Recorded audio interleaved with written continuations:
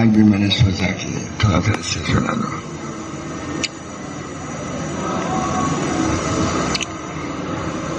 بسم اللہ الرحمن الرحیم. حضرت نعمان بن بشیر سے مروی ہے کہ حضرت ابوبکر صدیق رضی اللہ تعالیٰ عنہ نے رسول اللہ صلی اللہ علیہ وسلم کے پاس اندر آنے کی اجازت طلب کی. حضور کی خدمت میں جانے کی اجازت طلب کی تو انہوں نے سنا کہ حضرت عائشہ بلند آواز سے بول رہی ہیں. اندر گئے تو معلوم ہے کہ حضرت عائشہ بلند آواز سے بول رہی ہیں. تو معلوم ہونا چاہیے کہ کبھی کبھی ایسا بھی ہوتا ہے. وہ اندر آئے تو عائشہ کو پکڑنے لگے کہ انہیں تماچا مارے اور کہنے لگے کیا میں تمہیں دیکھ نہیں رہا ہوں کہ تم رسول اللہ صلی اللہ علیہ وسلم کے اوپر چیخ رہی ہو. یہ بھی معلوم ہونا چاہیے, کتاب میں لکھا ہوا ہے. رسول اللہ صلی اللہ علیہ وسلم انہیں مارنے سے روکنے لگے. ابو بکر صدیق خفا ہو گئے, مارنے کے انہوں نے روکا. حضرت ابو بکر رضی اللہ تعالیٰ عنہ غصے میں بھرے ہوئے چلے گئے. جب وہ چلے گئے تو رسول اللہ صلی اللہ علیہ وسلم نے فرمایا تم نے دیکھا میں نے تمہیں آج ان کی پٹائی سے کیسے بچا دیا. ابو بکر صدیق مارنے جا رہے تھے, روک دیا حضور نے, کہا دیکھا میں نے کیسے بڑا کیے. راوی کہتے ہیں کہ کچھ دن گزرے کہ حضرت ابو بکر صدیق رضی اللہ تعالیٰ عنہ پھر آئے اور رسول اللہ صلی اللہ علیہ وسلم سے اندر آنے کی اجازت مانگی. اب انہوں نے دیکھا کہ دونوں میں صلح ہو گئی ہے تو ابو بکر نے دونوں کو مخاطب کر کے کہا مجھے اپنی صلح میں داخل کر لو, جیسے اپنی لڑائی میں شامل کیا تھا.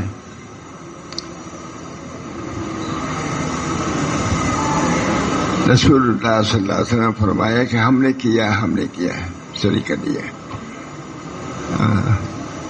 اب اس کی کیا تشریح کی جائے, لطف لیجیے بس. اور کیا یہ نہیں, خود ہی نکلے. یہ وہ جھلکیاں ہیں جو رسول اللہ صلی اللہ علیہ وسلم کے شریفانہ اخلاق, ازواج مطہرات کے ساتھ آپ کی حسن معاشرت اور آپ صلی اللہ علیہ وسلم کے ان کے معاملات پر صبر کے متعلق آنکھیں کھول دیتی ہیں.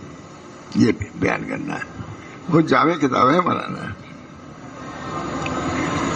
یہ وہ جھلکیاں ہیں جو رسول اللہ صلی اللہ علیہ وسلم کے شریفانہ اخلاق, ازواج مطہرات کے ساتھ آپ کی حسن معاشرت اور آپ صلی اللہ علیہ وسلم کے ان کے معاملات پر صبر کے متعلق آنکھ کھول دیتی ہے. بے شک. لیکن یہی وہ حقیقی مردانگی ہے جو اپنی بلند ترین صورت میں جلوہ کرے. حضور صلی اللہ علیہ وسلم یہ مردانگی تھی. کیسی باتیں آتے تھے ضبط کر لیتے تھے.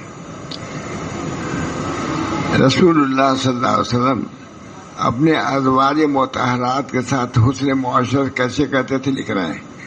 اس سلسلے کلام میں ہم رسول اللہ صلی اللہ علیہ وسلم کے اپنی بیویوں کے ساتھ معاملات کو ایک دوسرے پہلو سے پیش کر رہے ہیں. بڑی جامع کتاب ہے ہمارا کہ ایک دوسرے پہلو سے پیش کرتے ہیں. شیخین نے ہر وقت صدیق حضرت عمر نے شیخین نے حضرت عائشہ سے روایت کیا ہے قال رسول اللہ صلی اللہ علیہ وسلم کنت لک کابی ذلیل لامن. رسول اللہ صلی اللہ علیہ وسلم فرمایا تمہارے لیے ام ذرا کے لیے ابو ذرا کی طرح ہوں. اس حدیث کا قصہ جیسا کہ اس کی تفسیر حضرت عائشہ نے روایت کیا ہے یہ ہے کہ 11 عورتوں نے آپس میں معاہدہ کیا ہے کہ اپنے شوہروں کے متعلق کوئی بات نہیں چھپائیں گے. آپس میں معاہدہ کیا کہ اپنے شوہروں کے متعلق کوئی بات نہیں چھپائیں گے. پھر ہر ایک نے اپنے شوہر کا سلوک اپنے گھر میں اور شوہر کا معاملہ بیوی کے ساتھ جو تھا ان کو بیان کرنا شروع کیا. ان شوہروں میں بعض ایسے لوگ تھے جو بہت اچھے سلوک والے تھے، بعض متوسط درجے کے تھے، بعض دوسری طرح کے تھے۔ اس حدیث میں ابو ذر بیوی کے ساتھ حسن معاشرت میں سب سے اعلیٰ درجہ پر نمایاں ہوئے، ان کا خاص اہتمام تھا۔ رسول اللہ صلی اللہ علیہ وسلم نے اپنے کو جو ابو ذر سے تشبیہ دی تو یہ تشبیہ اعلیٰ کے ادنا کے ساتھ تشبیہ ہے، یا یوں کہیے کہ یہ ایک تمثیلی تشبیہ ہے، کیونکہ ابو ذر حسن سماج میں رہتا تھا، اس میں وہ دوسروں کے بنسبت حسن معاشرت کی بلندی چوٹی پر تھا، اور رسول اللہ صلی اللہ علیہ وسلم مسلم معاشرے کے نسبت سے جو کہ سارے معاشروں میں سب سے ترقی یافتہ معاشرہ تھا، حسن معاشرہ کی انتہائی بلندی چوٹی پر تھے۔ یہ صرف حضرت عائشہ سے متعلق بات نہیں تھی، بلکہ آپ کا معاملہ سارے ازواج مطہرات کے ساتھ اسی طرح تھا۔ حضرت عائشہ کے ساتھ جو معاملہ تھا یہ نہیں کہ خود ان کے ساتھ تھا، پڑھ لیجیے گا پھر بعد میں اس کو غور سے۔ کہتے ہیں رسول اللہ صلی اللہ علیہ وسلم مسلم معاشرے کی نسبت سے جو کہ سارے معاشرے میں سب سے ترقی یافتہ معاشرہ تھا، حسن معاشرہ کی انتہائی بلندی چوٹی پر تھے۔ یہ صرف حضرت عائشہ رضی اللہ تعالیٰ عنہ سے متعلق بات نہیں تھی، بلکہ آپ کا معاملہ ساری ازواج مطہرات کے ساتھ اسی طرح کا تھا۔ حضرت عائشہ کا نام اس لیے لیا کہ مخاطب وہی تھی۔ یہ خادم رسول صلی اللہ علیہ وسلم جو اس واقعے کے منظر کشی کر رہے ہیں، جب رسول اللہ صلی اللہ علیہ وسلم سواری پر سوار ہوئے، میں زوجہ محترمہ حضرت صفیہ کی مدد کر رہے، وہ کہتے ہیں کہ پھر رسول اللہ صلی اللہ علیہ وسلم اپنے اونٹ کے پاس بیٹھتے ہیں اور اپنے گھٹنے کو اس حالت میں رکھتے ہیں کہ حضرت صفیہ رضی اللہ تعالیٰ اپنے پیر آپ کے گھٹنوں پر رکھتی ہیں، یہاں تک کہ وہ سوار ہو جاتی ہیں۔ اس وقت رسول اللہ صلی اللہ علیہ وسلم اپنی سواری سے گر گئے اور حضرت صفیہ رضی اللہ تعالیٰ عنہ بھی آپ کے ساتھ گر گئی۔ اس وقت حضرت ابو طلحہ رضی اللہ تعالیٰ عنہ دونوں کے قریب تھے۔ انہوں نے کہا، یا نبی اللہ، میری جان آپ پر قربان ہو، آپ کو کچھ ہوا تو نہیں؟ ہاں، ہم نے فرمایا نہیں، لیکن عورت کو دیکھو۔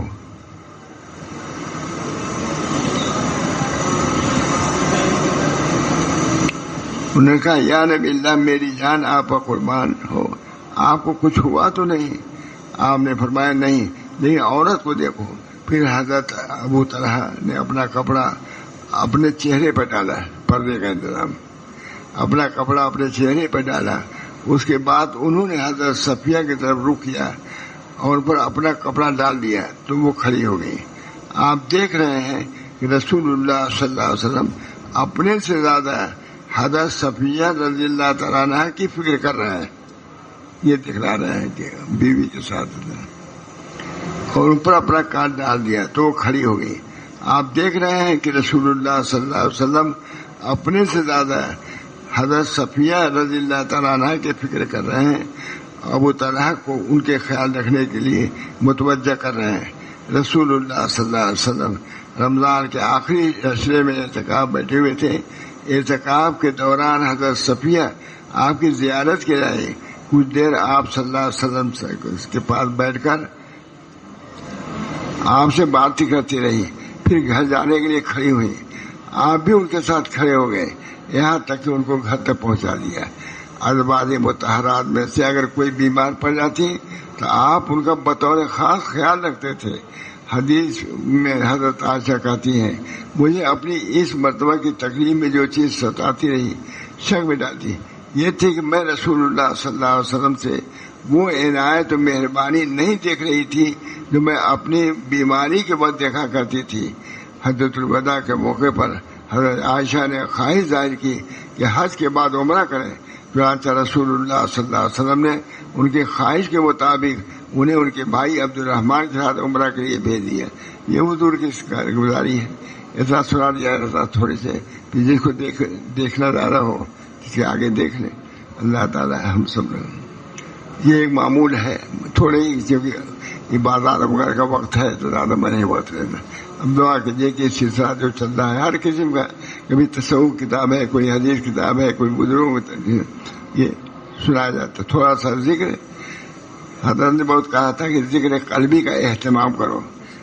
مجھ سے کہا وہاں برابر سے, تو مجھے سمجھ میں نہیں آیا ذکر قلبی کا اہتمام کیا ہے. تو مغرب بعد کا وقت میں نے بتلایا رکھا کہ اس میں مغرب کے بعد ہم لوگ ذکر قلبی کرتے ہیں, تھوڑی سے صحیح, لیکن اس کا نام اس کا ذکر قلبی کے ذکر پر ہے. اللہ تعالیٰ ہمیشہ دائم اس پر قائم رکھے اور اللہ قبول فرمائے. یہ حضرت کی بھی ہمارے خواہش تھی ماشاء رسول اللہ صاحب کی کہ ذکر کا حلقہ رہے اور برابر رہے. حضرت فرماتے تھے جب ہم لوگ کو ذکر کرتے دیکھتے تھے راستے ہی میں پڑتا تھا تو اپنی لڑکیوں سے کہتے تھے دیکھو لوگ ذکر کر رہے ہیں, دیکھو بڑے اہتمام سے کہتے دیکھو لوگ ذکر کر رہے ہیں. اس میں جامع صاحب سب لوگ رہتے تھے, آواز بلند ہوتی تھی تو اپنے صاحبزادیوں سے کہتے دیکھو لوگ ذکر کر رہے ہیں. بہت خوش ہوتے تھے ذاکرین سے. اللہ تعالیٰ جب ہم لوگ سے کہا حضرت نے کہ تم لوگ کا ہم امتحان لیں گے کتاب, تو سب لوگ لگ گئے, سب لوگ تکرار میں اس میں لگ گئے. اور خانقاہ اور حضرت کے گھر میں مسجد پڑتی ہے, مسجد میں ہم لوگ بیٹھ کے تکرار کرنے لگے. 1-2 گھنٹہ تک آتے جاتے رہے گھر اور خانقاہ. اس کو بلایا ہم لوگوں کو, کہا یہ خانقاہ ہے مدرسہ نہیں ہے. لوگ دیکھ رہا ہوں کہ 2 گھنٹے سے خالی وہی کتاب لیے ہو. ارے اس وقت رکھو اس کو, تھوڑی دیر کے ذکر کر لیا گا تب شروع کرے. دونوں کو چلانا ہے ہم کو, کیونکہ یہ خانقاہ ہے, یہ مدرسہ نہیں ہے. اب تم لوگ سے ہم نے تکرار کرنے کے کہہ دیا تو سب چھوڑ چھاڑ کر کے اسی میں لگے تم لوگ. اب یہ ایک پہلو ہے, بلے اس پر بھی دیکھنا چاہیے کہ حضرت کو کتنا اہتمام تھا ظاہری علم کے اشاعت کا, ترویج کا, پڑھانے کا. مستقل ہم لوگوں کو بخاری شریف وغیرہ پڑھا ہے, خود پڑھا ہے. اللہ تعالیٰ ہم سب لوگوں کو حضرت کی تعلیمات پر عمل کرنے کی توفیق دے اور سمجھنے کی بھی توفیق دے. دعا کر لیجیے اللہ. ربنا تقبل منا انک انت السمیع. اللہم الف بین قلوبنا واصلح ذات بیننا واہدنا سبل السلام ونجنا من الظلمات الى النور وجنبنا الفواحش ما ظهر منها وما بطن وبارك لنا في اسماعنا وابصارنا وقلوبنا وازواجنا وذرياتنا وتب علينا انك انت التواب الرحيم. ربنا تقبل منا انك انت السميع العليم برحمتك يا ارحم الراحمين. لا اله الا